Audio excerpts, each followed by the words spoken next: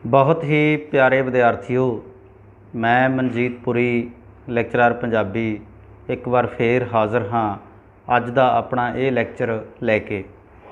ਅੱਜ ਆਪਾਂ ਪਿਆਰੇ ਵਿਦਿਆਰਥੀਓ ਸਾਡੇ 12ਵੀਂ ਜਮਾਤ ਦੇ ਪੰਜਾਬੀ ਲਾਜ਼ਮੀ ਵਿਸ਼ੇ ਦੇ ਪਾਠਕ੍ਰਮ ਦੇ ਵਿੱਚ ਸ਼ਾਮਲ ਸੰਤੋਖ ਸਿੰਘ ਧੀਰ ਹੋਰਾਂ ਦੀ ਲਿਖੀ ਹੋਈ ਕਹਾਣੀ ਆਪਣਾ ਦੇਸ਼ ਪੜ੍ਹਾਂਗੇ। ਇਸ ਕਹਾਣੀ ਦੇ ਨਾਲ ਨਾਲ ਆਪਾਂ ਅੱਜ ਕੁਝ ਗੱਲਾਂ ਸੰਤੋਖ ਸਿੰਘ ਧੀਰ ਹੋਰਾਂ ਦੇ ਜੀਵਨ ਬਾਰੇ, ਪੰਜਾਬੀ ਸਾਹਿਤ ਨੂੰ ਉਹਨਾਂ ਦੀ ਦੇਣ ਬਾਰੇ ਤੇ ਨਾਲ ਇਸ ਕਹਾਣੀ ਦੇ ਥੀਮ ਤੇ ਕੁਝ ਕੁ ਵਸਤੂਨਿਸ਼ਟ ਪ੍ਰਸ਼ਨ ਇਸ ਲੈਕਚਰ ਦੇ ਵਿੱਚ ਆਪਾਂ ਅੱਜ ਕਰਾਂਗੇ। ਸੋ ਪਿਆਰੇ ਵਿਦਿਆਰਥੀਓ, ਆਓ ਫਿਰ ਆਪਾਂ ਅੱਜ ਦਾ ਇਹ ਲੈਕਚਰ ਸ਼ੁਰੂ ਕਰਦੇ ਹਾਂ। ਸੋ ਵਿਦਿਆਰਥੀਓ, ਜਿਵੇਂ ਕਿ ਆਪਾਂ ਪਹਿਲਾਂ ਗੱਲ ਕਰ ਚੁੱਕੇ ਹਾਂ ਕਿ ਆਪਾਂ ਅੱਜ ਪੰਜਾਬੀ ਦੇ ਸਮਰੱਥ ਕਹਾਣੀਕਾਰ ਸੰਤੋਖ ਸਿੰਘ ਧੀਰ ਹੋਰਾਂ ਦੀ ਲਿਖੀ ਹੋਈ ਕਹਾਣੀ ਆਪਣਾ ਦੇਸ਼ ਪੜ੍ਹਨੀ ਆ। ਇਸ ਕਹਾਣੀ ਦੇ ਨਾਲ ਨਾਲ ਆਪਾਂ ਸੰਤੋਖ ਸਿੰਘ ਧੀਰ ਹੋਰਾਂ ਦੇ ਜੀਵਨ ਬਾਰੇ ਤੇ ਨਾਲ ਹੀ ਪੰਜਾਬੀ ਸਾਹਿਤ ਨੂੰ ਉਹਨਾਂ ਦੀ ਦੇਣ ਬਾਰੇ ਵੀ ਕੁਝ ਗੱਲਾਂ ਇਸ ਲੈਕਚਰ ਦੇ ਵਿੱਚ ਕਰਾਂਗੇ। ਬੱਚਿਓ, ਜਿਹੜੀ ਤਸਵੀਰ ਤੁਸੀਂ ਸਕਰੀਨ ਦੇ ਉੱਪਰ ਦੇਖ ਰਹੇ ਹੋ, ਇਹ ਪੰਜਾਬੀ ਦੇ ਸਮਰੱਥ ਕਹਾਣੀਕਾਰ ਸੰਤੋਖ ਸਿੰਘ ਧੀਰ ਹੋਰਾਂ ਦੀ ਤਸਵੀਰ ਹੈ। ਸੰਤੋਖ ਸਿੰਘ ਧੀਰ ਹੋਰਾਂ ਦਾ ਜਨਮ 2 ਦਸੰਬਰ 1920 ਈਸਵੀ ਨੂੰ ਬੱਸੀ ਪਠਾਣਾ ਤੇ ਫਤਿਹਗੜ੍ਹ ਸਾਹਿਬ, ਜ਼ਿਲ੍ਹਾ ਫਤਿਹਗੜ੍ਹ ਸਾਹਿਬ ਦੇ ਵਿੱਚ ਹੋਇਆ। ਪਰ ਜਿਹੜਾ ਉਹਨਾਂ ਦਾ ਜੱਦੀ ਪਿੰਡ ਸੀ ਉਹ ਸੀ ਡਡਹੇੜੀ, ਜ਼ਿਲ੍ਹਾ ਲੁਧਿਆਣਾ ਦੇ ਵਿੱਚ। ਕਿਸੇ ਵੇਲੇ ਇਹਨਾਂ ਦਾ ਪਰਿਵਾਰ ਡਡਹੇੜੀ, ਜ਼ਿਲ੍ਹਾ ਲੁਧਿਆਣਾ ਦੇ ਵਿੱਚ ਰਹਿੰਦਾ ਸੀ ਤੇ ਫਿਰ ਇਹ ਪਰਿਵਾਰ ਬੱਸੀ ਪਠਾਣਾ, ਜ਼ਿਲ੍ਹਾ ਫਤਿਹਗੜ੍ਹ ਸਾਹਿਬ ਦੇ ਵਿੱਚ ਸ਼ਿਫਟ ਹੋ ਗਿਆ, ਜਿੱਥੇ 2 ਦਸੰਬਰ 1920 ਈਸਵੀ ਨੂੰ ਸੰਤੋਖ ਸਿੰਘ ਧੀਰ ਹੋਰਾਂ ਦਾ ਜਨਮ ਹੋਇਆ। ਸੰਤੋਖ ਸਿੰਘ ਧੀਰ ਹੋਰਾਂ ਦੀ ਵਿੱਦਿਅਕ ਯੋਗਤਾ ਮੈਟ੍ਰਿਕ ਤੇ ਨਾਲ ਗਿਆਨੀ ਸੀ, ਜਿਹੜੀ ਉਹਨਾਂ ਵੇਲਿਆਂ ਦੇ ਵਿੱਚ ਇਹ ਡਿਗਰੀ ਇੱਕ ਕੀਤੀ ਜਾਂਦੀ ਸੀਗੀ। ਸੰਤੋਖ ਸਿੰਘ ਧੀਰ ਹੋਰਾਂ ਨੇ ਕਿੰਨੇ ਸਾਰੇ ਕਹਾਣੀ ਸੰਗ੍ਰਹਿ ਪੰਜਾਬੀ ਸਾਹਿਤ ਦੀ ਝੋਲੀ ਦੇ ਵਿੱਚ ਪਾਏ, ਜਿਨ੍ਹਾਂ ਦੇ ਵਿੱਚ ਸਿੱਟਿਆਂ ਦੀ ਛਾਂ, ਸਵੇਰ ਹੋਣ ਤੱਕ ਉਹਨਾਂ ਦੀ ਬੜੀ ਹੀ ਚਰਚਿਤ ਕਹਾਣੀ ਸੀ, ਜਿਹੜੀ ਪੰਜਾਬ ਦੀ ਮੱਧ ਕਿਰਸਾਨੀ ਦੀ ਤਰਾਸਦੀ ਨੂੰ ਪੇਸ਼ ਕਰਦੀ ਹੈ। ਕਹਾਣੀ ਪੰਜਾਬੀ ਦੇ ਵਿੱਚ ਬੇਹੱਦ ਚਰਚਿਤ ਕਹਾਣੀ ਰਹੀ ਆ। ਇਸ ਤੋਂ ਬਾਅਦ ਸਾਂਝੀ ਕੰਧ, ਸ਼ਰਾਬ ਦਾ ਇੱਕ ਗਲਾਸ, ਊਸ਼ਾ ਭੈਣ ਜੀ, ਚੁੱਪ ਸਨ, ਸ਼ੇਰਾਂ ਦੀ ਆਵਾਜ਼, ਪੱਖੀ, ਇੱਕ ਕੁੱਤਾ ਤੇ ਮੈਂ, ਇਹ ਉਹਨਾਂ ਦੇ ਪ੍ਰਮੁੱਖ ਕਹਾਣੀ ਸੰਗ੍ਰਹਿ ਸਨ, ਜਿਹੜੇ ਧੀਰ ਹੋਰਾਂ ਨੇ ਪੰਜਾਬੀ ਸਾਹਿਤ ਦੀ ਝੋਲੀ ਦੇ ਵਿੱਚ ਪਾਏ। ਸਾਡੇ ਪਾਠਕ੍ਰਮ ਦੇ ਵਿੱਚ ਸ਼ਾਮਲ ਕਹਾਣੀ ਆਪਣਾ ਦੇਸ਼ ਸੰਤੋਖ ਸਿੰਘ ਧੀਰ ਹੋਰਾਂ ਦੇ ਕਹਾਣੀ ਸੰਗ੍ਰਹਿ ਇੱਕ ਕੁੱਤਾ ਤੇ ਮੈਂ ਵਿੱਚੋਂ ਲਈ ਗਈ ਆ। ਇਹ ਕਹਾਣੀ ਸੰਗ੍ਰਹਿ ਸੰਨ 1995 ਦੇ ਵਿੱਚ ਛਪਿਆ ਸੀ ਤੇ ਉਹਦੇ ਵਿੱਚੋਂ ਇਹ ਕਹਾਣੀ ਆਪਣਾ ਦੇਸ਼ ਸਾਡੇ 12ਵੀਂ ਜਮਾਤ ਦੇ ਪੰਜਾਬੀ ਲਾਜ਼ਮੀ ਦੇ ਪਾਠਕ੍ਰਮ ਦੇ ਵਿੱਚ ਸ਼ਾਮਿਲ ਕੀਤੀ ਗਈ ਆ। ਕਹਾਣੀ ਤੋਂ ਇਲਾਵਾ ਸੰਤੋਖ ਸਿੰਘ ਧੀਰ ਹੋਰਾਂ ਨੇ ਕੁਝ ਕੁ ਨਾਵਲ ਵੀ ਲਿਖੇ, ਜਿਨ੍ਹਾਂ ਦੇ ਵਿੱਚੋਂ ਪ੍ਰਮੁੱਖ ਨੇ 2 ਫੁੱਲ, ਉਹ ਦਿਨ, ਯਾਦਗਾਰ, ਮੈਨੂੰ ਇੱਕ ਸੁਪਨਾ ਆਇਆ, ਹਿੰਦੋਸਿਤਾਂ ਹਮਾਰਾ ਤੇ ਨਵਾਂ ਜਨਮ। ਹਿੰਦੋਸਿਤਾਂ ਹਮਾਰਾ ਤੇ ਨਵਾਂ ਜਨਮ ਇਹ ਦੋਨੋਂ ਹੀ ਪੂਰੇ ਵੱਡ ਆਕਾਰੀ ਨਾਵਲ ਆ, ਜਿਹੜੇ ਸੰਤੋਖ ਸਿੰਘ ਧੀਰ ਹੋਰਾਂ ਨੇ ਪੰਜਾਬੀ ਸਾਹਿਤ ਜਗਤ ਨੂੰ ਦਿੱਤੇ।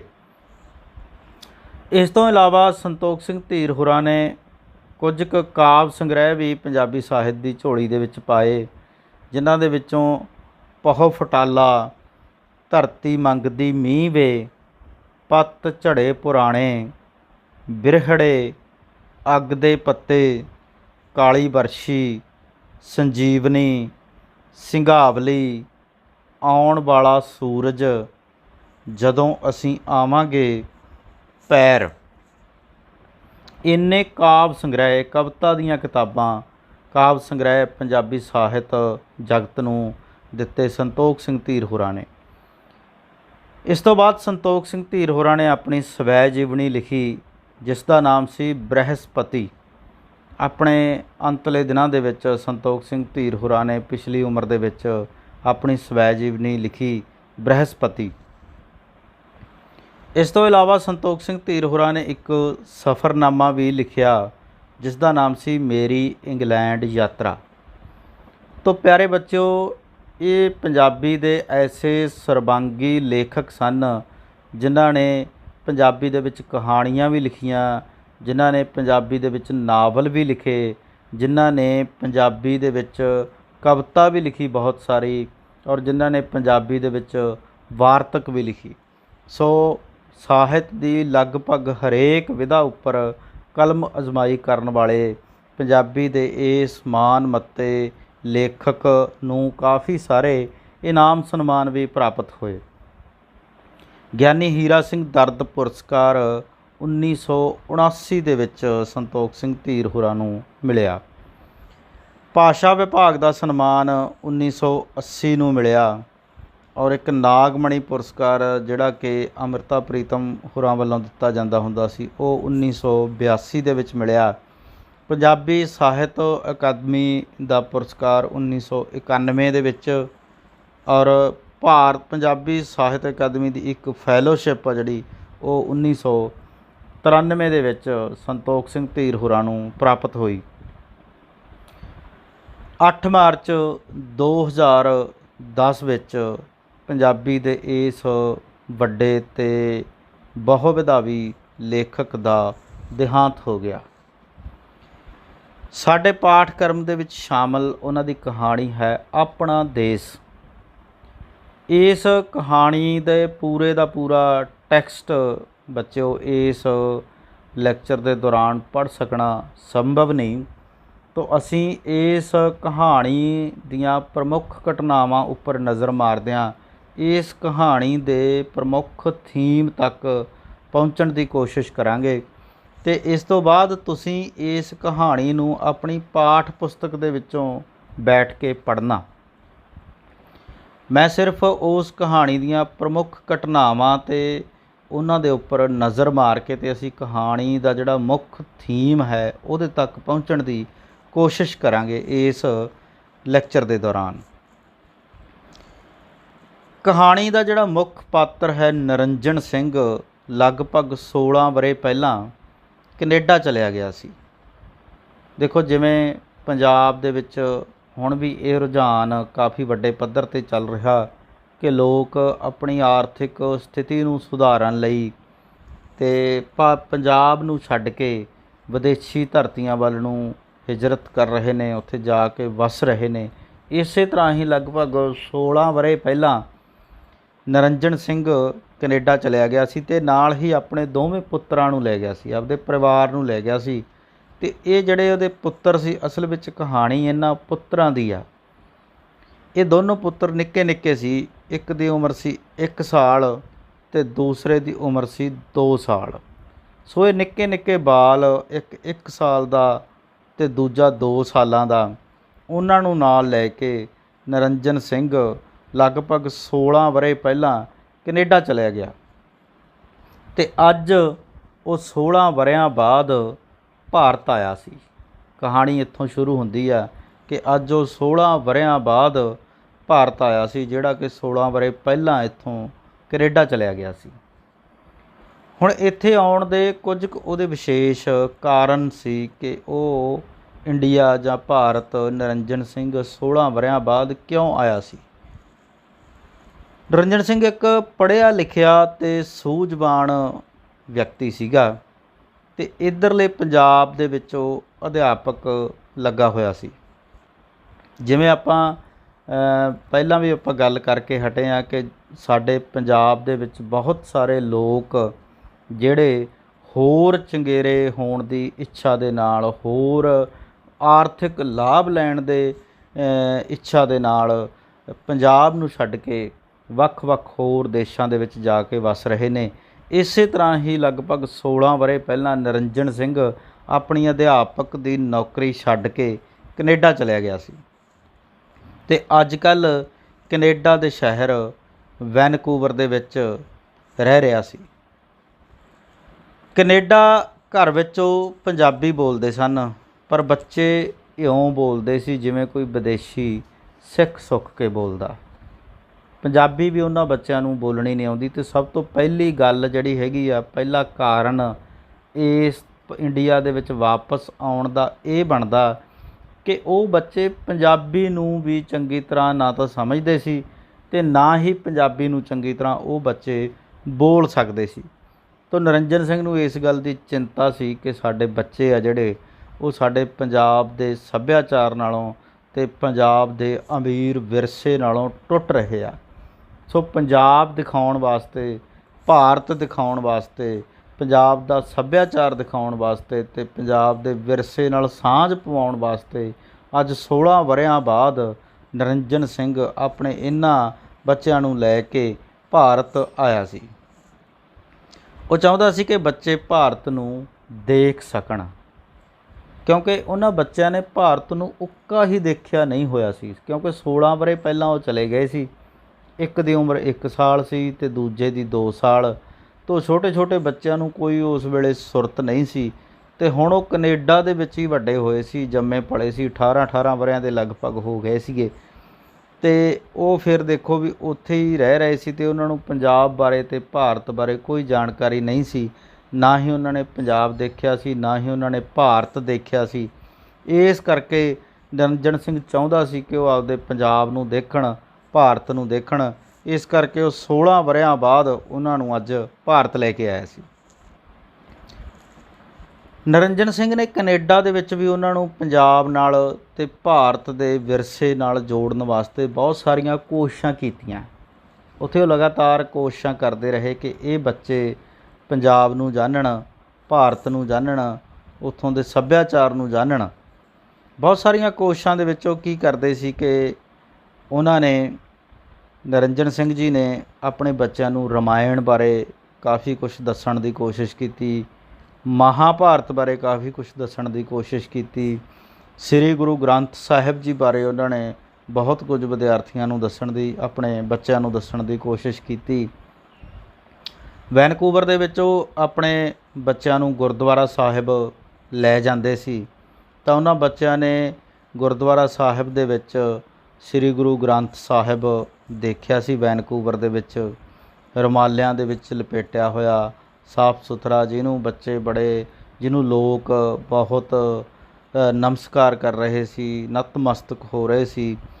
ਪਰ ਬੱਚਿਆਂ ਦੇ ਇਹ ਗੱਲ ਚੰਗੀ ਤਰ੍ਹਾਂ ਸਮਝ ਨਹੀਂ ਪੈ ਰਹੀ ਸੀ, ਕਿਉਂਕਿ ਬੱਚੇ ਇੱਥੋਂ ਦੇ ਸੱਭਿਆਚਾਰ ਨਾਲ, ਇੱਥੋਂ ਦੇ ਵਿਰਸੇ ਨਾਲ ਜਿਹੜੀ ਉਹਨਾਂ ਦੀ ਸਾਂਝ ਨਹੀਂ ਸੀ। ਫਿਰ ਗੁਰਦੁਆਰਾ ਸਾਹਿਬ ਦੇ ਵਿੱਚ ਨਰਿੰਜਨ ਸਿੰਘ ਨੇ ਆਪਣੇ ਬੱਚਿਆਂ ਨੂੰ ਗੁਰੂ ਸਾਹਿਬਾਨਾਂ ਦੀਆਂ ਤਸਵੀਰਾਂ ਦਿਖਾਈਆਂ। ਉਹਨਾਂ ਨੇ ਦੱਸਿਆ ਕਿ ਇਹ ਸਾਡੇ ਪਹਿਲੇ ਗੁਰੂ ਨੇ ਸ੍ਰੀ ਗੁਰੂ ਨਾਨਕ ਦੇਵ ਜੀ, ਇਹ ਸਾਡੇ ਦੂਸਰੇ ਗੁਰੂ ਨੇ, ਇਹ ਸਾਡੇ ਤੀਸਰੇ ਗੁਰੂ ਨੇ, ਇਹ ਸਾਡੇ 10ਵੇਂ ਗੁਰੂ ਨੇ। ਸਾਰੇ ਗੁਰੂ ਸਾਹਿਬਾਨਾਂ ਬਾਰੇ ਉਹਨਾਂ ਬੱਚਿਆਂ ਨੂੰ ਦੱਸਿਆ। ਅਤੇ ਉਹ ਬੱਚੇ ਜਦੋਂ ਗੁਰੂ ਸਾਹਿਬਾਨਾਂ ਦੀਆਂ ਤਸਵੀਰਾਂ ਦੇਖ ਰਹੇ ਸਨ ਤਾਂ ਬੜਾ ਅਜੀਬ ਤਰ੍ਹਾਂ ਦਾ ਮੂਹਰੋਂ ਜਿਹੜਾ ਹੈਗਾ ਉਹ ਪ੍ਰਤੀਕਰਮ ਦੇ ਰਹੇ ਸਨ। ਤਾਂ ਇੱਕ ਬੱਚਾ ਪ੍ਰਤੀਕਰਮ ਕੀ ਦਿੰਦਾ, ਕਹਿੰਦਾ ਗੁਰੂ ਹਰਕ੍ਰਿਸ਼ਨ ਜੀ ਦੀ ਤਸਵੀਰ ਦੇਖ ਕੇ ਇੱਕ ਨੇ ਕਿਹਾ, ਡੈਡ ਇਹ ਚਾਈਲਡ ਵੀ ਗੁਰੂ ਸੀ। ਦੇਖੋ, ਕਿਉਂਕਿ ਸਾਡੇ 8ਵੇਂ ਗੁਰੂ ਸ੍ਰੀ ਗੁਰੂ ਹਰਕ੍ਰਿਸ਼ਨ ਜੀ ਦੀ ਜਿਹੜੀ ਉਮਰ ਸੀ ਉਹ ਲਗਭਗ ਛੋਟੀ ਸੀ, 7-8 ਸਾਲ ਦੀ। ਇਸ ਕਰਕੇ ਉਹਨਾਂ ਨੂੰ ਲੱਗਿਆ ਕਿ ਇਹਨਾਂ ਦੀ ਉਮਰ ਬਹੁਤ ਛੋਟੀ ਆ। ਤਾਂ ਉਹ ਕਹਿੰਦੇ ਕਿ ਡੈਡ ਇਹ ਚਾਈਲਡ ਵੀ ਗੁਰੂ ਸੀ। ਹਾਂ, ਇਹ ਵੀ ਗੁਰੂ ਸਨ। ਚਾਈਲਡ ਨਾ ਕਹੋ, ਬਾਬਾ ਜੀ ਕਹੋ, ਗੁਰੂ ਮਹਾਰਾਜ ਕਹੋ, ਇਹ ਆਪਣੇ 8ਵੇਂ ਗੁਰੂ ਹਨ। ਨਮਸਕਾਰ ਕਰੋ ਬੇਟਾ, ਨਮਸਕਾਰ ਕਰੋ। ਉਹਨਾਂ ਨੇ ਆਪਣੇ ਹੱਥ ਜੋੜ ਕੇ ਨਮਸਕਾਰ ਕਰਕੇ ਕਿਹਾ, ਇਉਂ ਕਰੋ ਨਮਸਕਾਰ। ਉਹਨਾਂ ਦੋਹਾਂ ਨੇ ਹੱਥ ਜੋੜ ਕੇ ਉਵੇਂ ਹੀ ਨਮਸਕਾਰ ਕੀਤਾ, ਪਰ ਓਪਰਿਆਂ ਜਿਹਾ ਵਾਂਗ ਹੀ, ਕਿਉਂਕਿ ਉਸ ਵਾਂਗ ਤਾਂ ਉਹਨਾਂ ਨੂੰ ਕਰਨਾ ਹੀ ਨਹੀਂ ਸੀ ਆਉਂਦਾ। ਤਾਂ ਦੇਖੋ, ਜਿਵੇਂ ਨਰਿੰਜਨ ਸਿੰਘ ਨਮਸਕਾਰ ਕਰਦਾ ਸੀ ਉਵੇਂ ਉਹਨਾਂ ਬੱਚਿਆਂ ਨੂੰ ਕਰਨਾ ਹੀ ਨਹੀਂ ਆਉਂਦਾ ਸੀ, ਕਿਉਂਕਿ ਉਹ ਪੰਜਾਬ ਦੇ ਸੱਭਿਆਚਾਰ ਬਾਰੇ, ਪੰਜਾਬ ਦੇ ਧਰਮ ਬਾਰੇ ਕੁਝ ਵੀ ਨਹੀਂ ਜਾਣਦੇ ਸਨ। ਫਿਰ ਉਹਨਾਂ ਨੇ ਕੀ ਦੇਖਿਆ ਕਿ ਉਹਨਾਂ ਦਿਨਾਂ ਦੇ ਵਿੱਚ ਜਿਨ੍ਹਾਂ ਦਿਨਾਂ ਦੀਆਂ ਗੱਲਾਂ ਨਿਰੰਜਨ ਸਿੰਘ ਜੀ ਦੱਸ ਰਹੇ ਨੇ ਕਿ ਰਾਮਾਇਣ ਅਤੇ ਮਹਾਭਾਰਤ ਦੀਆਂ ਜਿਹੜੀਆਂ ਹੈਗੀਆਂ ਵੀਡੀਓ ਕੈਸਟਾਂ ਆ ਗਈਆਂ ਸੀ, ਸੀਰੀਅਲ ਬਣ ਚੁੱਕੇ ਸਨ ਉਹਨਾਂ 'ਤੇ। ਤਾਂ ਨਿਰੰਜਨ ਸਿੰਘ ਨੇ ਸੋਚਿਆ ਕਿ ਕਿਉਂ ਨਾ ਬੱਚਿਆਂ ਨੂੰ ਉਹ ਵੀਡੀਓ ਕੈਸਟ ਲਿਆ ਕੇ ਰਾਮਾਇਣ ਦਿਖਾਈ ਜਾਵੇ, ਮਹਾਭਾਰਤ ਦਿਖਾਈ ਜਾਵੇ, ਤਾਂ ਜੋ ਉਹ ਭਾਰਤ ਦੇ ਮਿਥਿਹਾਸ ਨੂੰ, ਭਾਰਤ ਦੇ ਇਸ ਸੱਭਿਆਚਾਰ ਨੂੰ ਜਾਣ ਸਕਣ। ਤਾਂ ਜਦੋਂ ਟੈਲੀਵਿਜ਼ਨ ਦੇ ਉੱਪਰ ਨਿਰੰਜਨ ਸਿੰਘ ਹੋਰਾਂ ਨੇ ਰਾਮਾਇਣ ਲਗਾਈ ਤਾਂ ਰਾਮਾਇਣ ਨੂੰ ਦੇਖਣ ਤੋਂ ਬਾਅਦ ਵੀ ਬੱਚੇ ਅਜੀਬ ਤਰ੍ਹਾਂ ਦਾ ਪ੍ਰਤੀਕਰਮ ਦਿੰਦੇ ਨੇ। ਕੀ ਕਹਿੰਦੇ ਨੇ ਕਿ ਰਾਮਾਇਣ ਦੇ ਵਿੱਚ ਹਨੂਮਾਨ ਅਤੇ ਉਹਨਾਂ ਦੀ ਬਾਨਰ ਸੈਨਾ ਉਹਨਾਂ ਨੂੰ ਬੜੀ ਹੀ ਅਦਭੁਤ ਲੱਗੀ ਸੀ। ਉਹਨਾਂ ਵਿੱਚੋਂ ਹਨੂਮਾਨ ਨੂੰ ਦੇਖ ਕੇ ਇੱਕ ਨੇ ਕਿਹਾ ਸੀ, ਡੈਡ, ਇੰਡੀਆ ਵਿੱਚ ਪੂਛਾਂ ਵਾਲੇ ਲੋਕ ਵੀ ਨੇ। ਨਹੀਂ, ਉਹਨੇ ਹੱਸ ਕੇ ਕਿਹਾ। ਫਿਰ ਇਹ ਕਿੱਥੋਂ ਆ ਗਏ? ਇਹ ਗੱਲ ਕੁਝ ਹੋਰ ਹੈ। ਇਹ ਘੜੀ ਹੋਈ ਕਹਾਣੀ ਹੈ, ਇਹ ਹੂ ਬਹੂ ਸੱਚ ਨਹੀਂ। ਫਿਰ ਇਹ ਘੜੀ ਕਿਉਂ ਗਈ ਹੈ? ਝੂਠ। ਇਹ ਪ੍ਰਾਚੀਨ ਕਹਾਣੀ ਹੈ, ਇਹ ਇਸੇ ਤਰ੍ਹਾਂ ਹੀ ਹੁੰਦੀ ਹੈ, ਘੜੀ ਹੋਈ, ਮਨੋਕਲਪਿਤ। ਇਹਨੂੰ ਮਿਥਿਹਾਸ ਕਹਿੰਦੇ ਹਨ, ਅੰਗਰੇਜ਼ੀ ਵਿੱਚ ਮਾਈਥੋਲੋਜੀ। ਇਹ ਹਰ ਕੌਮ ਦੀ ਹੁੰਦੀ ਹੈ, ਮਿਸਰ ਦੀ, ਯੂਨਾਨ ਦੀ, ਚੀਨ ਦੀ। ਇਹ ਆਪਣੀ ਆ, ਇਹ ਆਪਣੇ ਭਾਰਤ ਦੀ ਰੂਹ ਹੈ। ਅੱਛਾ, ਇਹ ਰੂਹ ਹੈ। ਅਤੇ ਉਹ ਹੱਸ ਪਏ। ਦੇਖੋ, ਇਹ ਸਾਰੀਆਂ ਗੱਲਾਂ ਸੀਗੀਆਂ ਕਿ ਉਹ ਪੰਜਾਬ ਬਾਰੇ, ਭਾਰਤ ਬਾਰੇ ਕੁਝ ਵੀ ਨਹੀਂ ਸੀ ਜਾਣਦੇ। ਤਾਂ ਨਿਰੰਜਨ ਸਿੰਘ ਨੂੰ ਜਦੋਂ ਇਹ ਚਿੰਤਾ ਲੱਗੀ ਕਿ ਬੱਚੇ ਇੱਥੇ ਹੀ ਵੱਡੇ ਹੋ ਗਏ ਆ ਅਤੇ ਇਹ ਆਪਣੇ ਪੰਜਾਬ ਨੂੰ, ਭਾਰਤ ਨੂੰ ਬਿਲਕੁਲ ਭੁੱਲ ਰਹੇ ਆ, ਤਾਂ ਇਸ ਗੱਲ ਨੂੰ ਧਿਆਨ ਵਿੱਚ ਰੱਖਦਿਆਂ ਅੱਜ 16 ਵਰ੍ਹਿਆਂ ਬਾਅਦ ਨਿਰੰਜਨ ਸਿੰਘ ਆਪਣੇ ਦੋਵੇਂ ਬੱਚਿਆਂ ਨੂੰ ਨਾਲ ਲੈ ਕੇ ਭਾਰਤ ਆ ਗਿਆ।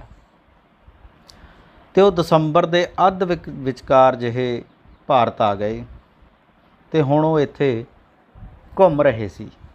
ਇੱਧਰ ਉੱਧਰ ਪੰਜਾਬ ਦੀਆਂ ਕੁਝ ਚੀਜ਼ਾਂ, ਹਿੰਦੁਸਤਾਨ ਦੀਆਂ ਕੁਝ ਮਹੱਤਵਪੂਰਨ ਚੀਜ਼ਾਂ ਉਹ ਆਪਣੇ ਬੱਚਿਆਂ ਨੂੰ ਦਿਖਾ ਰਹੇ ਸਨ ਨਿਰੰਜਨ ਸਿੰਘ ਜੀ। ਘੁੰਮਦਿਆਂ ਘੁਮਾਉਂਦਿਆਂ ਇੱਕ ਦਿਨ ਉਹਨਾਂ ਨੇ ਦਿੱਲੀ ਦੇ ਵਿੱਚ ਰੁਕਣਾ ਸੀ। ਦਿੱਲੀ ਨਿਰੰਜਨ ਸਿੰਘ ਹੁਣਾਂ ਦਾ ਇੱਕ ਦੋਸਤ ਪਾਰਲੀਮੈਂਟ ਦਾ ਮੈਂਬਰ ਸੀ, ਉਹਦੇ ਕੋਲ ਇੱਕ ਰਾਤ ਰੁਕਣਾ ਸੀ। ਪਰ ਜਦੋਂ ਉਸ ਮੈਂਬਰ ਪਾਰਲੀਮੈਂਟ ਦੇ ਘਰ ਫੋਨ ਕੀਤਾ ਗਿਆ ਤਾਂ ਉਹਨਾਂ ਨੂੰ ਪਤਾ ਲੱਗਿਆ ਕਿ ਮੈਂਬਰ ਪਾਰਲੀਮੈਂਟ ਕਿਤੇ ਬਾਹਰ ਗਏ ਹੋਏ ਨੇ, ਇਸ ਕਰਕੇ ਘਰ ਨਹੀਂ। ਸੋ ਉਹਨਾਂ ਨੂੰ ਮਜਬੂਰੀ ਬਸ ਉਹਨਾਂ ਨੇ ਕਿਸੇ ਹੋਰ ਦੋਸਤ ਨੂੰ ਫੋਨ ਕੀਤਾ। ਉਹ ਦੋਸਤ ਬੜਾ ਪਿਆਰਾ ਦੋਸਤ ਸੀਗਾ, ਭਾਵੇਂ ਉਹਦਾ ਘਰ ਬਹੁਤ ਛੋਟਾ ਸੀ ਅਤੇ ਪਰ ਉਹਦਾ ਦਿਲ ਬਹੁਤ ਵੱਡਾ ਸੀ। ਉਸ ਦੋਸਤ ਦੇ ਘਰ ਨਿਰੰਜਨ ਸਿੰਘ ਪਹੁੰਚ ਜਾਂਦੇ ਆ ਅਤੇ ਉਸ ਦਿੱਲੀ ਵਾਲੇ ਦੋਸਤ ਦੇ ਘਰ ਉਹ ਰੁਕਦੇ ਆ ਅਤੇ ਉੱਥੇ ਇੱਕ ਦੋ ਦੋਸਤ ਹੋਰ ਵੀ ਆਉਂਦੇ ਆ। ਉਹ ਸਾਰਾ ਉਹਨਾਂ ਦਾ ਪਰਿਵਾਰ ਮਿਲ ਕੇ ਬੈਠਦੇ ਆ ਅਤੇ ਇਹਨਾਂ ਬੱਚਿਆਂ ਬਾਰੇ ਉੱਥੇ ਬਹੁਤ ਸਾਰੀਆਂ ਗੱਲਾਂ ਹੁੰਦੀਆਂ ਨੇ। ਉਹ ਕੀ ਹੁੰਦਾ ਕਿ ਦੇਖੋ, ਉਹ ਜਿਹੜਾ ਮੇਜ਼ਬਾਨ ਆ ਦਿੱਲੀ ਵਾਲਾ, ਉਹ ਬਹੁਤ ਸੇਵਾ ਕਰਦਾ। ਉਹ ਜੋ ਵੀ ਕਰ ਸਕਦਾ ਸੀ ਉਹਨਾਂ ਲਈ, ਖਾਣ ਪੀਣ ਦੀਆਂ ਚੀਜ਼ਾਂ, ਉਹਨਾਂ ਲਈ ਰੋਟੀ ਪਾਣੀ, ਜੋ ਵੀ ਉਹ ਸੇਵਾ ਕਰ ਸਕਦਾ ਸੀ ਕਰਦਾ। ਪਰ ਬੱਚੇ ਕੁਝ ਵੀ ਖਾ ਪੀ ਨਹੀਂ ਰਹੇ ਸਨ, ਕੁਝ ਨਹੀਂ ਖਾ ਰਹੇ ਸਨ। ਉਹਦਾ ਇੱਕ ਕਾਰਨ ਸੀ ਕਿ ਉਹਨਾਂ ਦੇ ਜ਼ਿਹਨ ਦੇ ਵਿੱਚ ਇਹ ਗੱਲ ਕਿਤੇ ਨਾ ਕਿਤੇ ਬੈਠੀ ਹੋਈ ਸੀ ਕਿ ਜਿਹੜਾ ਹਿੰਦੁਸਤਾਨ ਦਾ ਜਾਂ ਭਾਰਤ ਦਾ ਖਾਣਾ ਹੁੰਦਾ ਉਹ ਹੈਲਦੀ ਨਹੀਂ ਹੁੰਦਾ, ਸਿਹਤ ਵਾਸਤੇ ਚੰਗਾ ਨਹੀਂ ਹੁੰਦਾ। ਇਸ ਕਰਕੇ ਉਹ ਕੁਝ ਨਹੀਂ ਖਾ ਰਹੇ ਸਨ। ਇਹ ਬੜੀ ਅਜੀਬ ਗੱਲ ਸੀ। ਅਤੇ ਪਾਣੀ ਵੀ ਨਹੀਂ ਪੀ ਰਹੇ ਸਨ। ਪਰ ਉਹ ਮੇਜ਼ਬਾਨ ਨੇ, ਦਿੱਲੀ ਵਾਲੇ ਨੇ ਕਿਹਾ ਵੀ ਪਾਣੀ ਪੀ ਲਓ, ਪਾਣੀ ਫਿਲਟਰ ਦਾ ਪਾਣੀ ਆ। ਜਦੋਂ ਉਹ ਬੱਚਿਆਂ ਨੂੰ ਪਤਾ ਲੱਗਿਆ ਕਿ ਇਹ ਪਾਣੀ ਫਿਲਟਰ ਦਾ ਪਾਣੀ ਆ ਅਤੇ ਫਿਰ ਉਹਨਾਂ ਨੇ ਪਾਣੀ ਪੀ ਲਿਆ ਰੱਜ ਕੇ। ਅਤੇ ਫਿਰ ਥੋੜ੍ਹੀ ਥੋੜ੍ਹੀ ਚੀਜ਼ ਵੀ ਖਾ ਲਈ ਨਾਲ, ਮੁੜ ਕੇ ਕੋਈ ਖਾਣ ਪੀਣ ਵਾਲੀ। ਤਾਂ ਬੜੇ ਅਜੀਬ ਤਰ੍ਹਾਂ ਦੇ ਉਹ ਬੱਚੇ ਸੀ। ਉਹ ਉੱਥੇ ਬੈਠੇ ਸੀਗੇ ਉਸ ਘਰ ਦੇ ਵਿੱਚ, ਦਿੱਲੀ ਵਾਲੇ ਦੇ ਵਿੱਚ, ਪਰ ਓਪਰੇਪਣ ਨਾਲ ਬੈਠੇ ਸੀ। ਉਹਨਾਂ ਨੂੰ ਨਾ ਤਾਂ ਉਹਨਾਂ ਲੋਕਾਂ ਦੀਆਂ ਗੱਲਾਂ 'ਚ ਕੋਈ ਦਿਲਚਸਪੀ ਸੀ ਅਤੇ ਨਾ ਹੀ ਕਿਸੇ ਹੋਰ ਚੀਜ਼ ਦੇ ਵਿੱਚ, ਕੋਈ ਖਾਣ ਪੀਣ ਦੇ ਵਿੱਚ ਦਿਲਚਸਪੀ ਸੀ। ਬਸ ਉਹ ਚੁੱਪ ਕਰਕੇ ਉੱਥੇ ਬੈਠੇ ਸਨ, ਜਿਵੇਂ ਕੋਈ ਓਪਰਾ ਬੰਦਾ ਬੈਠਾ ਹੁੰਦਾ। ਤਾਂ ਬੜੀਆਂ ਅਜੀਬ ਗੱਲਾਂ ਸੀ। ਫਿਰ ਉੱਥੇ ਇੱਕ ਗੱਲਬਾਤ ਹੁੰਦੀ ਆ, ਕਿਉਂਕਿ ਨਿਰੰਜਨ ਸਿੰਘ ਉਹਨਾਂ ਨੂੰ ਇੰਡੀਆ ਘੁਮਾ ਰਿਹਾ ਸੀ।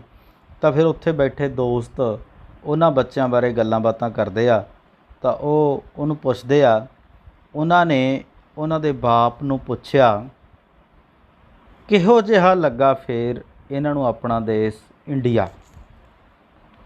ਬਸ ਕਹਿੰਦੇ ਠੀਕ ਹੈ, ਟ੍ਰੈਫਿਕ ਕਹਿੰਦੇ ਬਹੁਤ ਹੈ, ਢੰਗ ਤਰੀਕਾ ਨਹੀਂ ਹੈ, ਕਦੇ ਗੱਡਾ ਆ ਜਾਂਦਾ ਹੈ ਮੂਹਰੇ, ਕਦੇ ਮੱਝ ਆ ਜਾਂਦੀ ਹੈ ਅੱਗੇ, ਕੱਚੀ ਥਾਂ ਵੀ ਬਹੁਤ ਹੈ, ਸੜਕਾਂ ਚੰਗੀਆਂ ਨਹੀਂ ਹਨ, ਲੋਕੀ ਉੱਚੀ ਬੋਲਦੇ ਆ। ਤਾਜ ਮਹਿਲ ਦੇਖਿਆ? ਹਾਂ, ਉਹ ਦਿਖਾਇਆ ਹੈ। ਕੀ ਕਹਿੰਦੇ ਸਨ ਦੇਖ ਕੇ?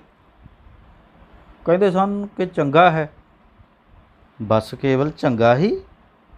ਬਸ ਇੰਨਾ ਹੀ ਕਿਹਾ ਸੀ। ਅਤੇ ਦਰਬਾਰ ਸਾਹਿਬ ਅੰਮ੍ਰਿਤਸਰ? ਹਾਂ, ਉਹ ਵੀ ਦੇਖਿਆ। ਉਸ ਬਾਰੇ ਕੀ ਕਹਿੰਦੇ ਸਨ? ਬਸ ਇਹੋ, ਠੀਕ ਹੈ, ਬੋਲਦੇ ਹੀ ਥੋੜ੍ਹਾ ਹਨ। ਯਾਰ, ਇਹ ਤਾਂ ਆਪਣੇ ਦੇਸ਼ ਭਾਰਤ ਦੇ ਅਜੂਬੇ ਹਨ, ਇੱਕ ਚੰਨ ਅਤੇ ਇੱਕ ਸੂਰਜ, ਯਾਨੀ ਤਾਜ ਮਹਿਲ ਔਰ ਸ੍ਰੀ ਹਰਿਮੰਦਰ ਸਾਹਿਬ, ਇਹ ਤਾਂ ਸਾਡੇ ਭਾਰਤ ਦੇ ਅਜੂਬੇ ਨੇ। ਅਤੇ ਇਹਨਾਂ ਬਾਰੇ ਵੀ ਉਹ ਕਹਿੰਦੇ ਵੀ ਬਸ ਠੀਕ ਹੈ। ਕਹਿੰਦਾ ਅਸਲ ਵਿੱਚ ਇਹਨਾਂ ਨੂੰ ਮਹੱਤਤਾ ਦਾ ਪਤਾ ਨਹੀਂ। ਕਹਿੰਦੇ ਨਾਈਸ ਬਿਲਡਿੰਗਾਂ ਹਨ। ਉਹਨੇ ਥੋੜ੍ਹਾ ਹੱਸ ਕੇ ਕਿਹਾ, ਬਾਕੀ ਵੀ ਮੁਸਕਰਾ ਪਏ। ਇਤਿਹਾਸ ਦੱਸ ਦੇਣਾ ਸੀ ਜੀ, ਫਾਲੋ ਹੀ ਨਹੀਂ ਕਰਦੇ। ਇੰਨੇ ਜੋਗੇ ਇਹ ਕਿੱਥੇ? ਅਸਲ ਵਿੱਚ ਮੈਂ ਇਸ ਗੱਲੋਂ ਬਹੁਤ ਹੀ ਪਰੇਸ਼ਾਨ ਹਾਂ। ਮੈਂ ਚਾਹੁੰਦਾ ਹਾਂ ਕਿ ਆਪਣੀ ਮਾਤਰੀ ਭੂਮੀ ਨਾਲ ਜੁੜਨ, ਆਪਣੇ ਆਪ ਦੀ ਜੜ੍ਹ ਨੂੰ ਜਾਣਨ।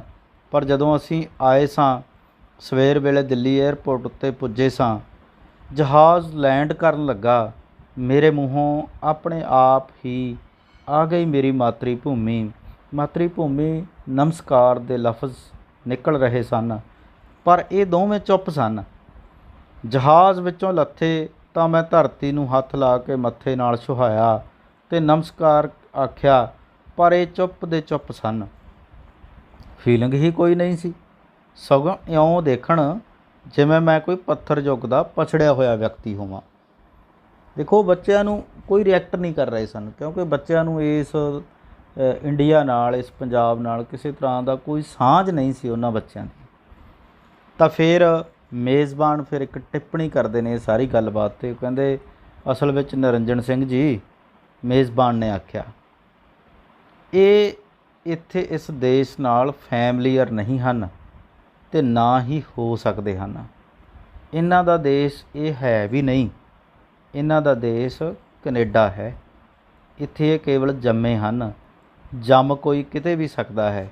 ਬਚਪਨ ਕਿੱਥੇ ਬੀਤਿਆ, ਕਿਸ ਮਾਹੌਲ ਵਿੱਚ ਬੀਤਿਆ, ਉਸ ਮਾਹੌਲ ਨਾਲ ਹੀ ਕਿਸੇ ਦਾ ਮੋਹ ਪਿਆਰ ਹੋ ਸਕਦਾ ਹੈ। ਸੋ ਇਸ ਵਿੱਚ ਪਰੇਸ਼ਾਨ ਹੋਣ ਵਾਲੀ ਕੋਈ ਵੀ ਗੱਲ ਨਹੀਂ। ਤੁਸੀਂ ਪਰੇਸ਼ਾਨ ਨਾ ਹੋਵੋ। ਪਰੇਸ਼ਾਨ ਤਾਂ ਹੋਣਾ ਤੁਹਾਨੂੰ ਉੱਕਾ ਹੀ ਨਹੀਂ ਚਾਹੀਦਾ। ਇਹ ਮੁੰਡੇ ਭਾਰਤੀ ਨਹੀਂ ਅਤੇ ਨਾ ਹੀ ਓਪਰੇ ਹੋ ਜਾਣੇ ਹਨ। ਇਉਂ ਹੀ ਫਿਰ ਕਦੇ ਜਾ ਕੇ ਨਸਲਾਂ ਬਦਲ ਜਾਂਦੀਆਂ। ਤਾਂ ਦੇਖੋ, ਉਹ ਕਹਿੰਦੇ ਯਾਰ ਵੀ ਇੰਡੀਆ ਬਾਰੇ ਦੱਸਣਾ ਸੀ, ਹੈ ਨਾ। ਕਹਿੰਦਾ ਮੈਂ ਬਹੁਤ ਕੁਝ ਦੱਸਿਆ ਇੰਡੀਆ ਬਾਰੇ। ਮੈਂ ਇਹਨਾਂ ਨੂੰ ਦੱਸਿਆ ਵੀ ਇੰਡੀਆ ਦੀ ਧੁੱਪ ਦੇਖੀ ਹੈ ਤੁਸੀਂ, ਕੋਸੀ ਕੋਸੀ, ਜਿਹੜੀ ਜਨਵਰੀ ਦੇ ਮਹੀਨੇ ਦੇ ਵਿੱਚ ਧੁੱਪ ਪੈਂਦੀ ਆ, ਕੋਸੀ ਕੋਸੀ ਨਾ, ਬਸੰਤੀ ਧੁੱਪ। ਪਰ ਬੱਚਿਆਂ ਨੂੰ ਇਹ ਗੱਲ ਸਮਝ ਨਹੀਂ ਲੱਗੀ। ਇਹ ਵੀ ਦੱਸਿਆ ਕਿ ਤੁਸੀਂ ਇੰਡੀਆ ਦੀ ਬਸੰਤ ਦੇਖੀ ਹੈ, ਖੂਬਸੂਰਤ ਬਸੰਤ, ਹਰ ਪਾਸੇ ਪੀਲੀ ਸਰੋਂ ਦੇ ਫੁੱਲ ਖਿੜੇ ਹੋਏ। ਪਰ ਉਹ ਬੱਚੇ ਨਹੀਂ ਸਮਝ ਸਕੇ। ਉਹਨਾਂ ਨੇ ਭਾਰਤ ਦੇ ਬੱਦਲਾਂ ਬਾਰੇ, ਭਾਰਤ ਦੀ ਬਰਸਾਤ ਬਾਰੇ, ਭਾਰਤ ਦੀ ਚੰਨ ਚਾਨਣੀ ਰਾਤ ਬਾਰੇ, ਭਾਰਤ ਦੀਆਂ ਕਾਲੀਆਂ ਰਾਤਾਂ ਬਾਰੇ, ਭਾਰਤ ਦੇ ਸੂਰਜ ਬਾਰੇ ਬਹੁਤ ਕੁਝ ਦੱਸਿਆ। ਪਰ ਉਹ ਬੱਚੇ ਕੁਝ ਵੀ ਫਾਲੋ ਨਹੀਂ ਕਰ ਰਹੇ ਸਨ। ਉਹਨਾਂ ਨੇ ਦੱਸਿਆ ਕਿ ਤੁਸੀਂ ਯਾਰ ਸਾਡਾ ਕੌਮੀ ਪੰਛੀ ਮੋਰ ਆ, ਤੁਸੀਂ ਕਦੇ ਦੇਖਿਆ? ਪਰ ਉਹ ਬੱਚੇ ਨਹੀਂ ਫਾਲੋ ਕਰ ਰਹੇ ਸਨ। ਭਾਰਤ ਦਾ ਕੌਮੀ ਬਿਰਛ ਪਿੱਪਲ ਤੁਸੀਂ ਦੇਖਿਆ? ਉਹ ਨਹੀਂ ਸਮਝ ਰਹੇ ਸਨ। ਉਹ ਗੱਲਾਂ ਕਰਦੇ, ਕਹਿੰਦੇ ਸੱਚੇ ਬੱਚਿਆਂ ਦੇ ਨਾਂ ਕੀ ਆ ਭਾਈ? ਉਹ ਕਹਿੰਦਾ ਜੀ ਇੱਕ ਦਾ ਨਾਂ ਹੈ ਹਰਿੰਦਰ ਅਤੇ ਦੂਜੇ ਦਾ ਜਿਹੜਾ ਆਪਣੇ ਆਪ ਨੂੰ ਕੈਨੇਡਾ ਦੇ ਵਿੱਚ ਹੈਰੀ ਕਹਾਉਂਦਾ ਅਤੇ ਦੂਜੇ ਦਾ ਨਾਂ ਹੈ ਗੁਰਿੰਦਰ, ਜਿਹੜਾ ਕੈਨੇਡਾ ਦੇ ਵਿੱਚ ਆਪਣੇ ਆਪ ਨੂੰ ਗੈਰੀ ਕਹਾਉਂਦਾ। ਦੇਖੋ, ਬਹੁਤ ਦਿਨ ਇੱਥੇ ਰਹਿੰਦੇ ਨੇ, ਬਹੁਤ ਸਾਰੀਆਂ ਥਾਵਾਂ ਦੇਖਦੇ ਨੇ, ਅਤੇ ਬਹੁਤ ਸਾਰੀਆਂ ਥਾਵਾਂ ਦੇਖਣ ਤੋਂ ਬਾਅਦ ਬੱਚੇ ਸਿਰਫ ਇੱਕ ਟਿੱਪਣੀ ਕਰਦੇ ਆ ਕਿ ਸਾਰੀਆਂ ਥਾਵਾਂ ਦੇ ਵਿੱਚੋਂ ਉਹਨਾਂ ਨੂੰ ਸਿਰਫ ਚੰਡੀਗੜ੍ਹ ਸ਼ਹਿਰ ਠੀਕ ਠਾਕ ਲੱਗਦਾ। ਉਹਨਾਂ ਨੂੰ ਲੱਗਦਾ ਕਿ ਚੰਡੀਗੜ੍ਹ ਕੁਝ ਠੀਕ ਆ, ਇੱਥੇ ਰਿਹਾ ਜਾ ਸਕਦਾ। ਉਹਦਾ ਕਾਰਨ ਇਹ ਆ ਕਿ ਚੰਡੀਗੜ੍ਹ ਪੂਰਾ ਵੈਸਟਰਨ ਤਰਜ਼ 'ਤੇ ਬਣਿਆ ਹੋਇਆ ਸ਼ਹਿਰ ਆ, ਜਿਹਦੇ ਕਰਕੇ ਉਹ ਚੰਡੀਗੜ੍ਹ ਬਾਰੇ ਥੋੜ੍ਹਾ ਜਿਹਾ ਪੋਜ਼ੀਟਿਵ ਸੋਚਦੇ ਆ। ਅਤੇ ਕਹਿੰਦਾ ਕਿ 20, 22 ਜਾਂ 25 ਦਿਨ ਉਹ ਇੱਥੇ ਹੋਣਗੇ। ਆਖਰ ਉਹਨਾਂ ਨੇ ਵਾਪਸ ਜਾਣ ਲਈ ਸੀਟਾਂ ਬੁੱਕ ਕਰਵਾਈਆਂ ਗਈਆਂ। ਸੀਟਾਂ ਬੁੱਕ ਹੋਣ ਨਾਲ ਹੀ ਜਿਵੇਂ ਉਹਨਾਂ ਦੀਆਂ ਅੱਖਾਂ ਵਿੱਚ ਕੁਝ ਚਮਕ ਜਿਹੀ ਆ ਗਈ। ਦੇਖੋ, ਉਹਨਾਂ ਨੂੰ ਇਉਂ ਲੱਗਿਆ ਕਿ ਹੁਣ ਅਸੀਂ ਆਪਣੇ ਵਾਪਸ ਜਾ ਰਹੇ ਹਾਂ ਆਪਣੇ ਦੇਸ਼ ਕੈਨੇਡਾ, ਹੈ ਨਾ। ਜਿਸ ਦਿਨ ਜਹਾਜ਼ ਉੱਡਿਆ, ਉਹਨਾਂ ਦੇ ਪਿਤਾ ਦੀਆਂ ਅੱਖਾਂ ਵਿੱਚ ਤਾਂ ਹੰਝੂ ਛਲਕ ਆਏ ਸਨ, ਪਰ ਉਹਨਾਂ ਦੋਹਾਂ ਦੀਆਂ ਅੱਖਾਂ ਵਿੱਚ ਚੰਨ, ਸੂਰਜ ਦੀਆਂ ਕਿਰਨਾਂ ਅਤੇ ਸਿਤਾਰੇ ਚਮਕ ਰਹੇ ਸਨ, ਕਿਉਂਕਿ ਹੁਣ ਉਹ ਆਪਣੇ ਦੇਸ਼ ਵੱਲ ਉੱਡਦੇ ਜਾ ਰਹੇ ਸਨ। ਇੱਥੇ ਜਾ ਕੇ ਕਹਾਣੀ ਆ ਜਿਹੜੀ ਖ਼ਤਮ ਹੋ ਜਾਂਦੀ ਹੈ। ਹੁਣ ਇਸ ਕਹਾਣੀ ਦਾ ਮੁੱਖ ਥੀਮ ਕੀ ਹੈ? ਕਿਸੇ ਵੀ ਵਿਅਕਤੀ ਨੂੰ ਉਹ ਦੇਸ਼ ਆਪਣਾ ਲੱਗਦਾ ਜਿੱਥੇ ਉਹ ਜੰਮਿਆ ਪਲਿਆ ਹੋਵੇ। ਪਹਿਲੀ ਗੱਲ, ਉਸ ਥਾਂ ਨਾਲ ਚਿਰ ਪਰਿਚਿਤ ਹੋਣ ਕਰਕੇ ਉਸ ਦੀ ਭਾਵਕ ਸਾਂਝ ਬਣੀ ਰਹਿੰਦੀ ਹੈ।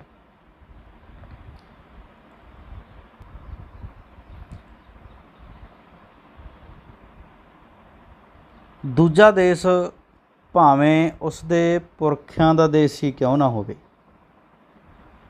ਉਹ ਉਹਨੂੰ ਓਪਰਾ ਹੀ ਲੱਗਦਾ ਰਹਿੰਦਾ। ਹੁਣ ਦੇਖੋ ਕਿ ਜਿਹੜਾ ਨਿਰੰਜਨ ਸਿੰਘ ਆ, ਉਹਦਾ ਆਪਣਾ ਦੇਸ਼ ਪੰਜਾਬ ਆ, ਅਤੇ ਉਹਦੇ ਬੱਚਿਆਂ ਦਾ ਆਪਣਾ ਦੇਸ਼ ਕੈਨੇਡਾ। ਦੋਵਾਂ 'ਚ ਫਰਕ ਕੀ ਹੈ? ਕਿਉਂਕਿ ਨਿਰੰਜਨ ਸਿੰਘ ਪੰਜਾਬ ਦੇ ਵਿੱਚ ਜੰਮਿਆ ਪਲਿਆ ਅਤੇ ਉਹਦੇ ਬੱਚੇ ਕੈਨੇਡਾ ਦੇ ਵਿੱਚ ਜੰਮੇ ਪਲੇ ਆ। ਇਸ ਕਰਕੇ ਦੋਨਾਂ ਦਾ ਦੇਸ਼ ਆ ਜਿਹੜਾ ਉਹ ਵੱਖਰਾ ਵੱਖਰਾ ਹੋ ਗਿਆ। ਤਾਂ ਇਸ ਕਹਾਣੀ ਦੇ ਵਿੱਚ ਇਹੀ ਗੱਲ ਪੇਸ਼ ਕਰਨ ਦੀ ਕੋਸ਼ਿਸ਼ ਕੀਤੀ ਗਈ ਆ ਕਿ ਆਪਣਾ ਦੇਸ਼ ਆ ਜਿਹੜਾ ਉਹ ਹੁੰਦਾ ਜਿੱਥੇ ਬੰਦਾ ਜੰਮਿਆ ਪਲਿਆ ਹੋਵੇ।